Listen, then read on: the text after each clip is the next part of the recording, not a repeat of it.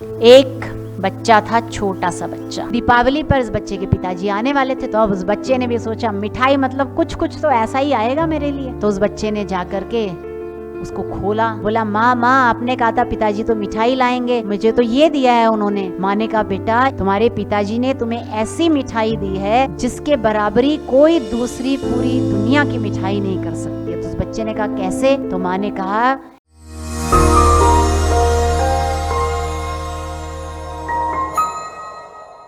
एक बच्चा था, छोटा सा बच्चा, ठीक। और उस छोटे से बच्चे के पिताजी जो थे ना वो वडोदरा में रहते थे और वो अपनी माता के साथ रहता था कोंकण में। तो जब जब दीपावली की छुट्टी आती थी ना तब पिताजी घर आते थे।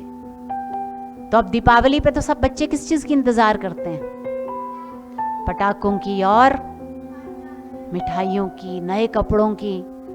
तो ऐसे ही दीपावली पर इस बच्चे के पिताजी आने वाले थे, तो माँ ने कहा कि अब तुम्हारे पिताजी आने वाले हैं, दीपावली का पर्व है, तुम्हारे लिए खूब अच्छी अच्छी मिठाई लेकर के आएंगे।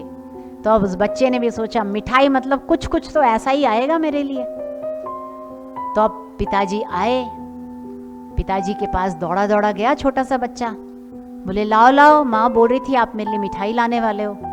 तो पिताजी ने कहा हाँ मैं लेकर के आया हूँ मिठाई। और पिताजी ने एक चौकोर सा उसको गिफ्ट पैक पकड़ा दिया। अब उस बच्चे ने सोचा मिठाई तो गोल गोल लड्डू होते या गुलाब जामुन होता, कुछ होता, पर ये तो कुछ अलग ही है।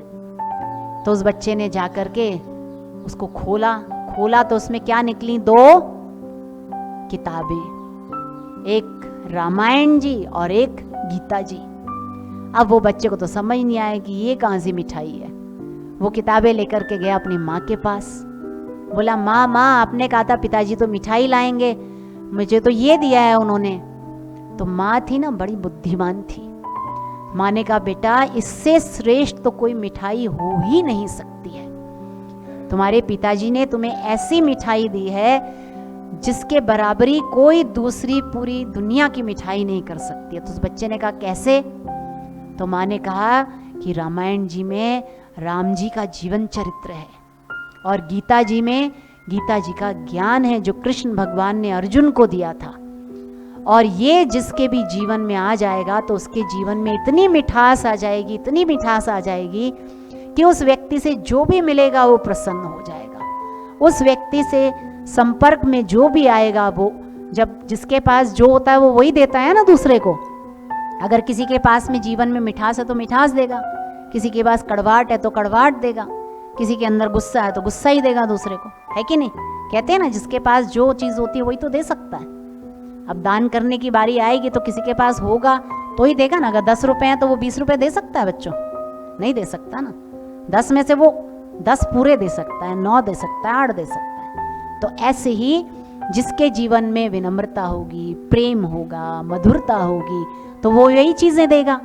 तो जो श्री रामायण जी को पढ़ेगा, गीता जी को पढ़ेगा तो उसके जीवन में भगवान के सद्गुण आएंगे कि नहीं आएंगे? आएंगे ना।